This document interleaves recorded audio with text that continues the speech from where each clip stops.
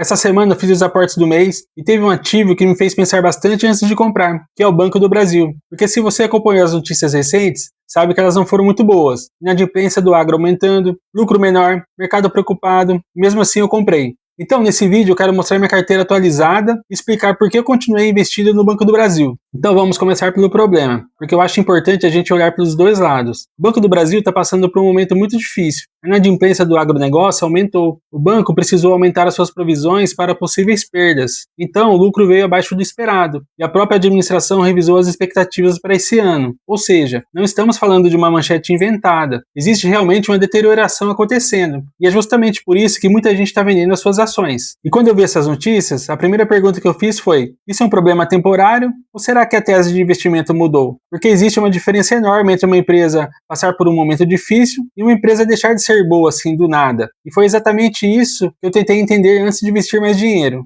E olhando bem os números, eu não vi um banco quebrado, eu não vi um banco deixando de lucrar, e também não vi um banco perdendo relevância. O que eu vi foi um banco enfrentando dificuldades em uma parte importante da sua carteira de crédito, principalmente ligada ao agronegócio, mas ainda gerando lucro, ainda extremamente relevante no sistema financeiro brasileiro, e ainda negociando a preços que muitos investidores consideram barato. Aí veio a decisão. Eu poderia esperar, eu poderia não comprar, eu poderia vender, mas resolvi continuar aportando. Não porque eu tenho certeza de que o próximo trimestre será ótimo, não porque eu sei o que vai acontecer, mas porque eu estou tentando olhar para daqui 5 ou 10 anos, não para os próximos 3 meses. E falando em aportes, essa é a minha carteira hoje. Está dividido em 40% em ações, onde esses 40% é dividido em 4 ações, que aqui no caso é o Banco do Brasil, Taesa, Raia Drogasil e VEG. 30% de fundo imobiliário, que está dividido em HGLG 11, VISC 11, MXRF 11. Temos também exposição ao Bitcoin através do ETF BITH11, 10% em Bitcoin.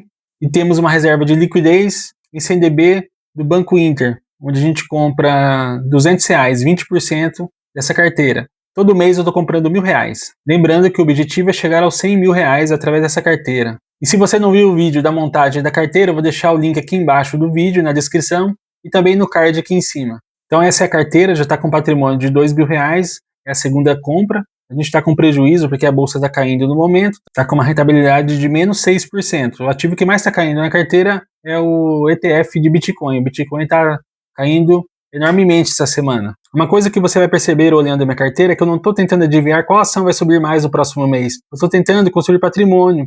Por isso eu tenho banco, energia, varejo farmacêutico, fundos imobiliários, Bitcoin e também reserva de liquidez.